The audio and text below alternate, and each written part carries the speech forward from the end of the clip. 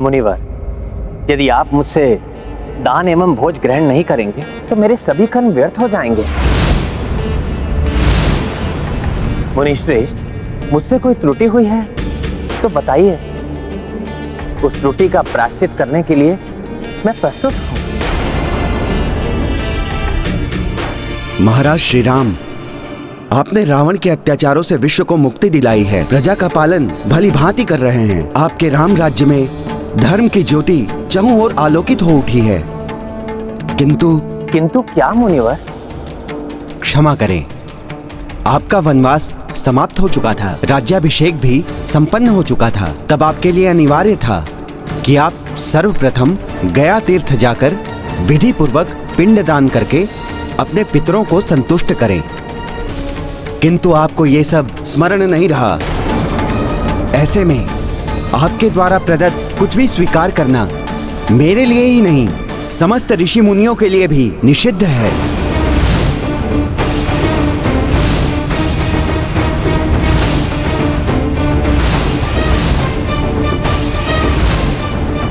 क्षमा करें मुनिवर, गया तीर्थ में पिंड दान करने के विषय में प्रभु श्री राम को स्मरण था।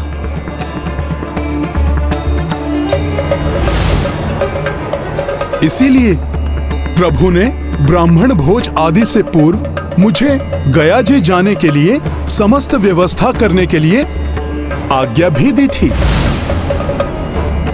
गुरुजी, वहां जाने के लिए पुष्पक विमान भी उपस्थित था,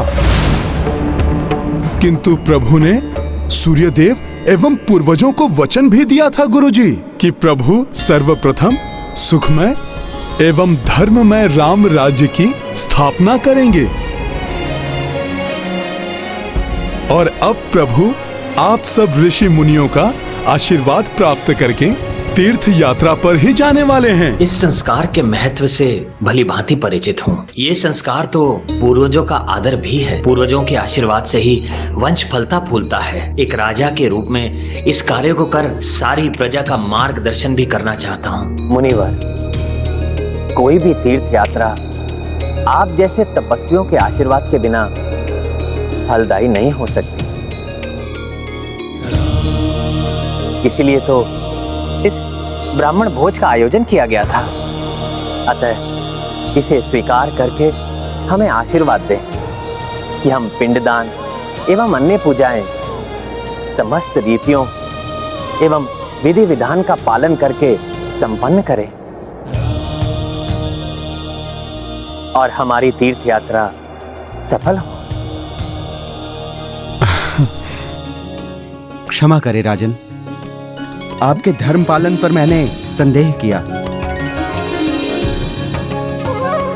मेरा आशीर्वाद है आपको कि आपका यह अनुष्ठान सफल हो, आपके इस विचार को कोई हानि ना पहुंचा सके, ना कोई बाधा आए, और आप अपनी प्रजा के लिए उदाहरण प्रस्तुत कर सकें कि अपने पूर्वजों के आशीर्वाद का क्या महत्व है। आपकी तीर्थ यात्रा सफल, सुफल एवं सुखद हो।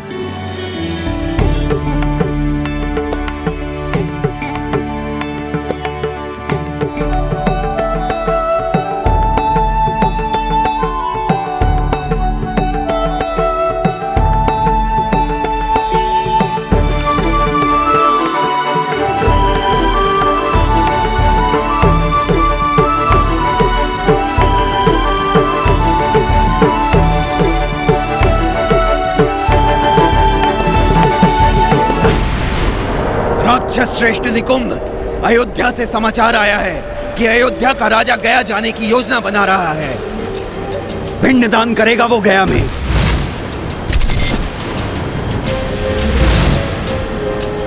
इस प्रकार वो प्रजा के समक्ष धर्म का उदाहरण प्रस्तुत करने वाला है। पिंडदान धर्म का उदाहरण नहीं कर पाएगा वो।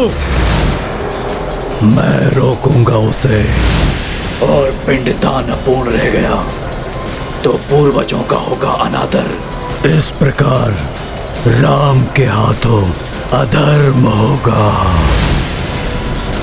अधर्मी राजा की प्रजा भी अधर्म करने लगेगी, और तब अयोध्या में भी राक्षसी सोच के लिए द्वार खुल जाएंगे। राम का ये पिंडदान किसी भी स्थिति में पूरा नहीं होना चाहिए।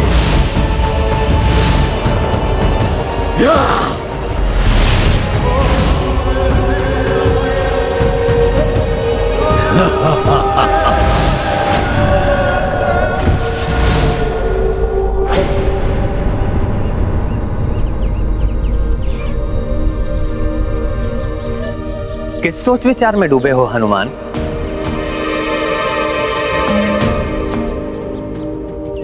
नहीं नहीं, कुछ विशेष नहीं प्रभु। मैं जान गई हूँ हनुमान, कोई नवीन विषय होता है तो मेरे पुत्र के मन में जिज्ञासाएं उमड़ घुमड़ करने लगती है ना हनुमान? माता, एक माता ही तो है जो अपने पुत्र के मन की बात बिना कहे ही जान लेती हैं। माता, मेरा जिज्ञासु मन आश्चर्य में है कि ऐसा गया जी में क्या है कि जो भी वहां पिंडदान करते हैं उनके पितरों को सद्गति प्राप्त हो जाती है।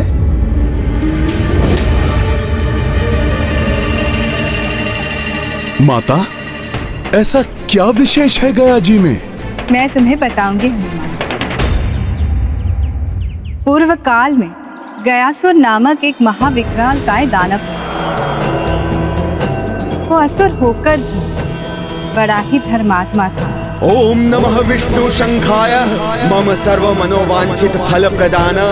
वो श्री हरि विष्णुदेव को प्रसन्न करने के लिए भीषण तप कर रहा था।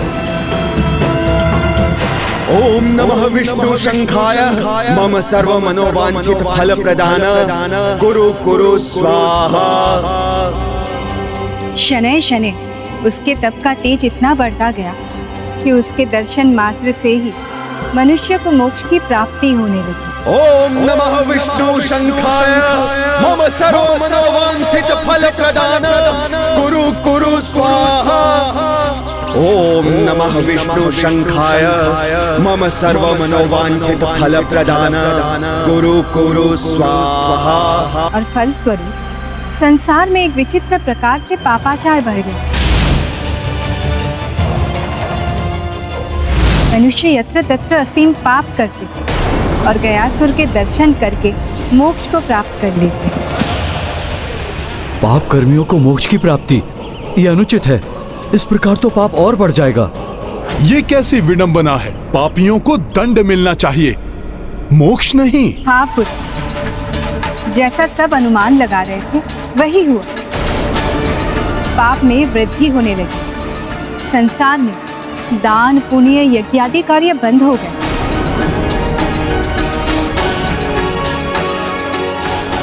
जिससे देवताओं की शक्ति क्षीण पड़ने लगी। सबको सहजता से मोक्ष की प्राप्ति होने से स्वर्गलोक, तपलोक और ब्रह्मलोक असंतुलित हो गए। तब संसार को असंतुलन से बचाने के लिए स्वयं ब्रह्मदेव को आना पड़ा। ओम नमः विष्णु शंखाय मम सर्व मनोवांछित फल प्रदान। कुरु कुरु स्वाहा। गयासुर,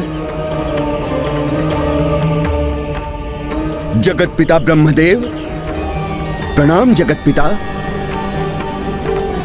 तुम्हारा कल्याण हो गयासुर। परंतु जगत पिता, आप, मैं तो विष्णुदेव को प्रसन्न करने वाले मंत्रों का जाप कर रहा था।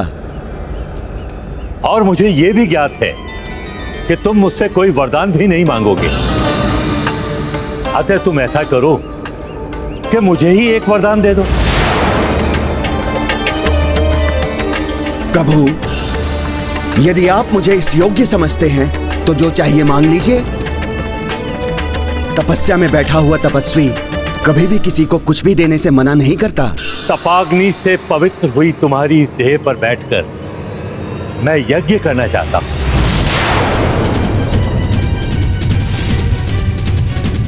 माता, सबको वरदान देने वाले ब्रह्मदेव जी स्वयं ही वरदान मांगने लगे। जगत कल्याण के लिए ईश्वर को सब करना पड़ता है पुत्र। गयासुर ने इसे अपना सौभाग्य मानकर ब्रह्मदेव को इसके लिए अनुमति दी। वो स्वयं पृथ्वी पर लेट गया और उसकी विशालकाय देह के नीचे 5 कोश का क्षेत्र आ गया।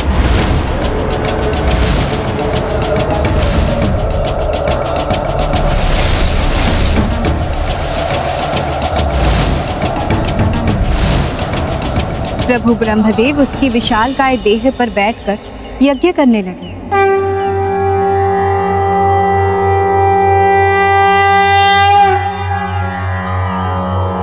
सर्वे भवन्तु सुखिनः, सर्वे सन्तु निरामया, सर्वे भद्राणि पश्यन्तु, मा कश्चित् दुःखभाग् भवेत्।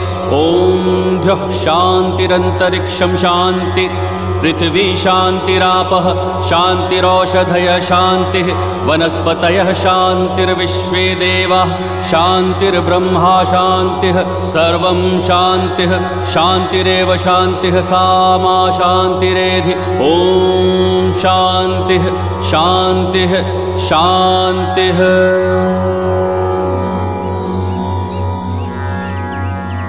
ब्रह्मा जी के नीचे लेटे रहने के कारण पापियों को गयासुर के दर्शन होने बंद हो गए। किंतु एक समय ऐसा भी आया जब ब्रह्मा जी का यज्ञ पूर्ण होने को था। देवताओं को यह भय सताने लगा कि यज्ञ के पश्चात गयासुर पुनः तपस्या करने के लिए बैठ जाएगा। तब तो पुनः पूर्व के जैसी ही स्थिति हो जाती। सृष्टि पुनः असंतुलित होने लगती। हाँ पुत्र, इसीलिए यज्ञ पूर्ण होते ही गयासुर को उठने से रोकने के लिए सभी देवता उसके विभिन्न अंगों पर खड़े हो गए।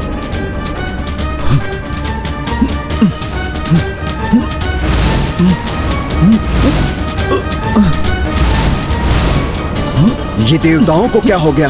क्यों कर रहे हैं ऐसा? किंतु संपूर्ण शक्ति का प्रयोग करके महाबली गयासुर को रोक पाना उन देवताओं के वश से बाहर हो रहा था। तो भयभीत देवताओं ने श्री हरि विष्णुदेव की गुहार लगाई और अंततः जगत कल्याण के लिए स्वयं विष्णुदेव को भी आना पड़ा।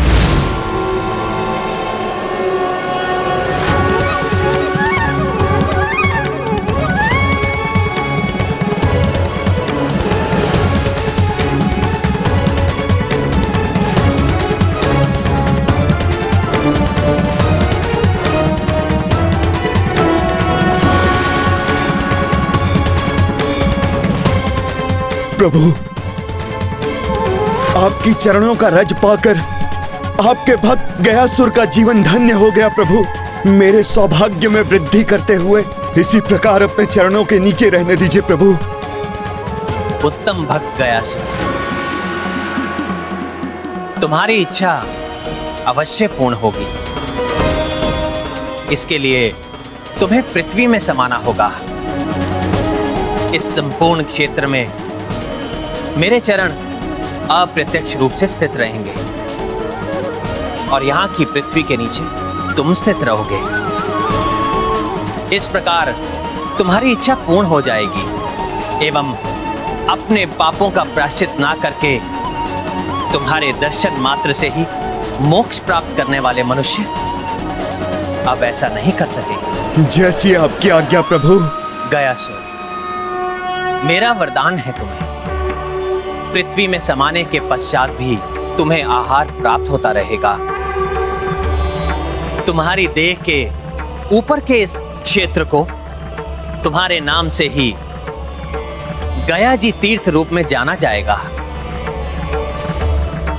जो भी यहां अपने पूर्वजों को पिंड दान करेगा उसके पितृ ही नहीं, वो स्वयं भी सद्गति का अधिकारी हो जाएगा।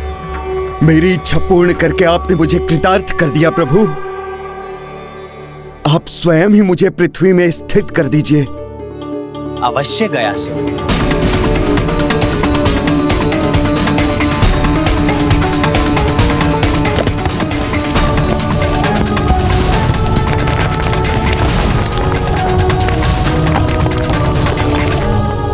वाह, तब तो प्रभु विष्णुदेव की उस लीला स्थली पर जाना तो अत्यंत सौभाग्य की बात होगी।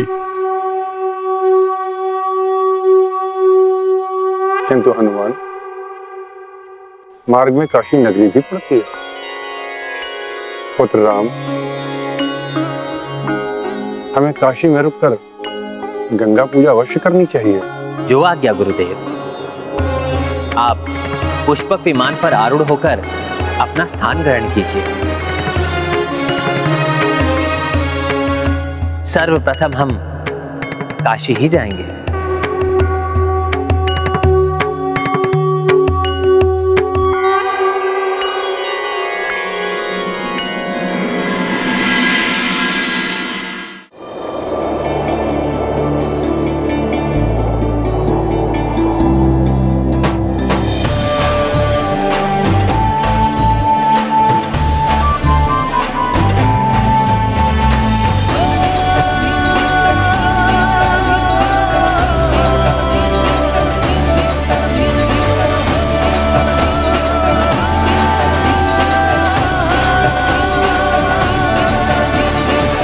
तो इनका प्रथम पड़ाव है काशी, उचित है। हम अपना कार्य काशी से ही प्रारंभ करेंगे।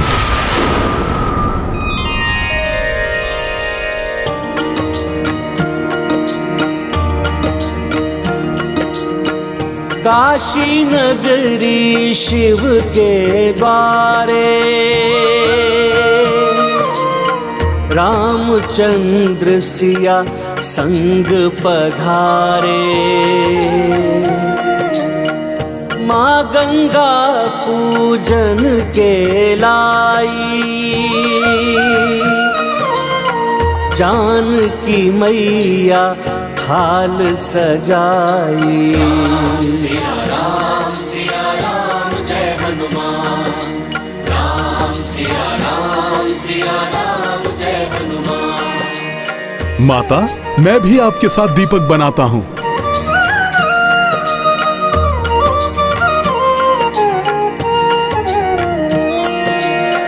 भरत लखन शत्रुघ्न सहाय, देखी देखी कपि हर्षाए। आन पड़े कछु नव व्यवधाना, चुस्त सतर्क सजग हनुमाना।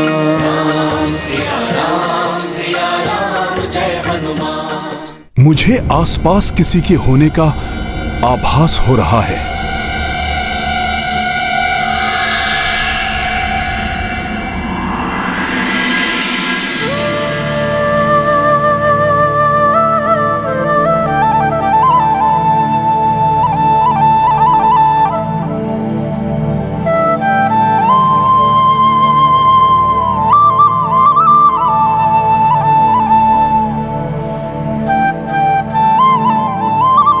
मेरे प्रभु श्री राम का परिवार सब एक साथ गंगा पूजन हेतु आगे बढ़ रहे हैं। कैसा मनोहारी दृश्य है ये। इन पे किसी की कुदृष्टि ना पड़े।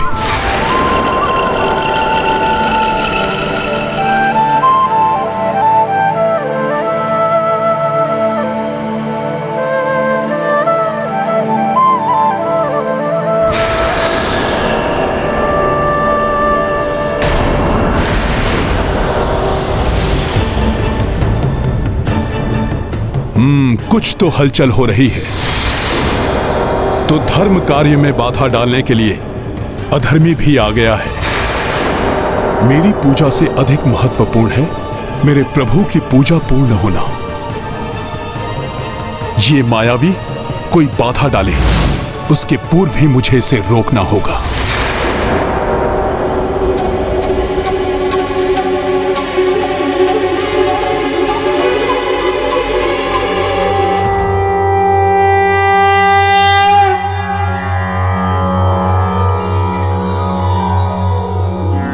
देवी सुरेश्वरी भगवती, गंगे त्रिभुवन तारिणी तरल तरंगे, शंकर मौलि विहारिणी विमले मम्मतिरास्तां तव पद कमले। हरिपद पाधि तरंगिणी गंगे, हिम विदुमुक्ता धवल तरंगे। दूरी कुरु मम दुष्कृति भारम, कुरु कृपया भवसागर पारम तव जलममलम येन निपीतम परम पदम खलु तेन गृहीतम मातर गंगे त्वय्यो भक्तः किल तं द्रष्टुं नायमः शक्तः।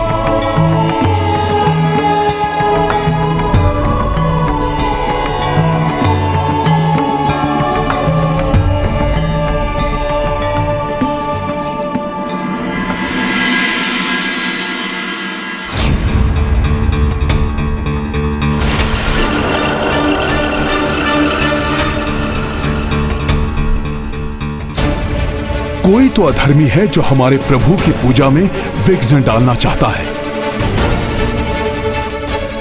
इससे पूर्व कि वो हमारे प्रभु की पूजा में कोई अनिष्ट करे, मुझे शीघ्र अतिशीघ्र उसके बारे में ज्ञात कर उसको रोकना होगा। विधि पूर्वक किए गए श्राद्ध और पिंडदान से जो शक्ति हमारे पूर्वजों को मिलती है, वही शक्ति वो आशीर्वाद के रूप में हमें लौटाते हैं।